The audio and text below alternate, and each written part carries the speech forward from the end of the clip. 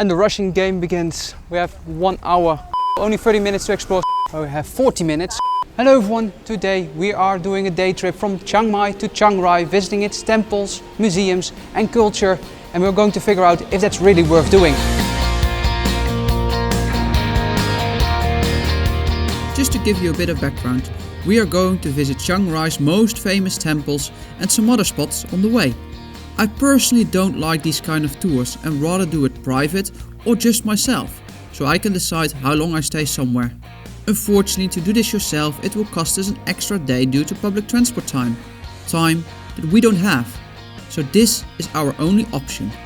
This type of tour will cost you 1,500 baht per person, and that includes a visit to the Longneck village. But for now, let's explore the first stop. Stop number 1 on your Chiang Rai tour. Tourist trap number 1, the hot springs. It's included in your tour. You spend only 20 minutes here mainly to stretch your legs, go to the toilet, and there's an area where you could, well, either you can buy an egg, boil your egg in the hot spring, or you go a bit further where the water is a bit cooler, and then you can put your feet underneath. And the main purpose of this area is this, like the heat underneath this area is so hot that the water gets naturally heated by itself. But in the end, based on all the tourist buses and all the shops here, it mainly feels like a tourist trap.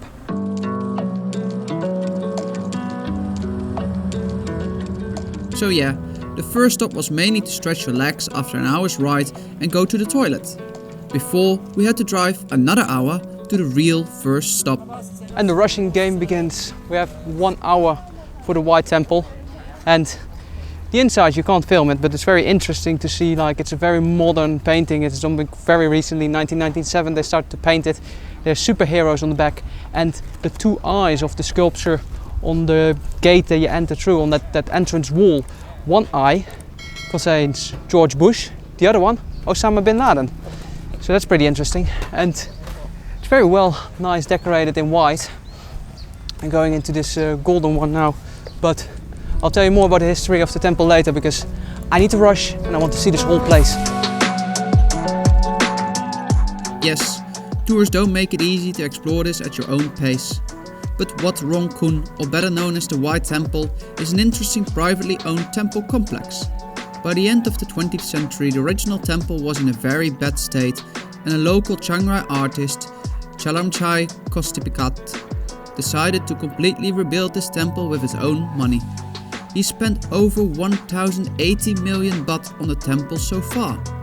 The artist intends for the area adjacent to the temple to be a center of learning and meditation, and for people to gain benefit from the Buddhist teachings. Kospitat considers the temple to be an offering to Lord Buddha and believes the project will give him immortal life. Today, the works are ongoing, but are not expected to be completed until 2070. From the White Temple, we have a quick lunch before continuing to another colored temple. And we're now at the Blue Temple, only 30 minutes to explore, so again a rushing game, but it's smaller than the White Temple, and it's constructed by the student of the person who constructed the White Temple. 2005, relatively new, and a combination of blue and gold, like that ocean bit that you have here. It's like a whole ocean theme. It's very interesting, and it's different from the temples that we've seen in Chiang Mai. Maybe also because this one is very, very new. But besides that, there's still like seats inside for monks to pray. And there's an area, and you might wonder why is everyone sitting down there for praying. They're not praying, but you're not allowed to stand up while taking pictures. So everyone sits down as if they were praying, and then taking their pictures and videos. The Blue Temple was established in 2000, and also this temple became quickly in disrepair. That is why Putar Kapkeu, a student of Chalamchai, the designer of the White Temple, redesigned and constructed this. The work was finished in 2016, and the blue ornaments, carvings and statues give a very interesting and different feeling to the temple grounds compared to the more traditional temples we visited before. And from here we had another 30 minutes drive to not a temple, but to something else. And we're here now on site number 3, where we have 40 minutes, so again a rushing game. But this is Tharwa Ducheni's house, a very famous painter, artist here in Thailand. And it's not really one house, it's named as the Black House, not a temple, not the Black Temple, but Black House. and consists of 40 different buildings, all in different shapes, structures, things inside. So we're going to rush through and see how this one looks like.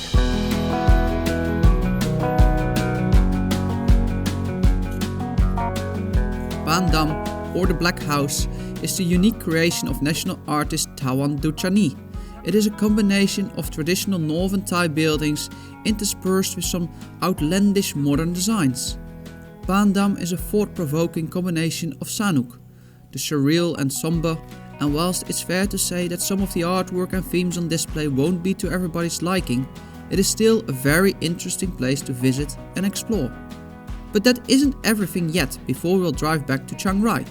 We have a visit left to the Longneck village, a place where women wear metal rings that pushes their shoulders down, and because of that it looks like they have a long neck, because they think they are a family with the swans.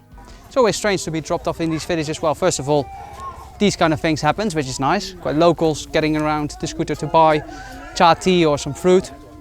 And you learn a lot as well. So for example, kids nowadays, they go to school and some might decide not to wear these rings anymore because they want a different type of life. So probably the tribe will get less and less and less. But also women who are wearing these things, they wear it 24/7, meaning they won't take it off when they take a shower, but also not when they go to sleep. But on the other hand, this area where you walk through are just tourist shops. Same shop, selling the same type of statues, clothing, scarves. Well, basically some are mass-produced in factories, I guess, and the other things, such as the scarves, are the ones they make themselves. I always have mixed feelings about these things, but the fact that they're gathering here about the stand to buy some stuff, that's always nice. But in the end, was this tour really worth doing? All in all, this day trip cost us 1500 baht, and yes, I would have loved to spend more time in, for example, the White Temple. The Blue Temple and Black House would have been more than enough time. That was good. And yeah, we would have never done this Longneck village thing.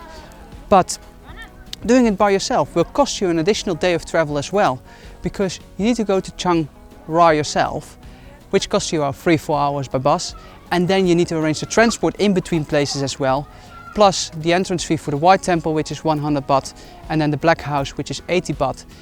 In the end, I think you will pay more or kind of the same, but that extra day of travel for us at this stage is so important that even though I don't like tours that much, to do that with a group, it still was the best option for us.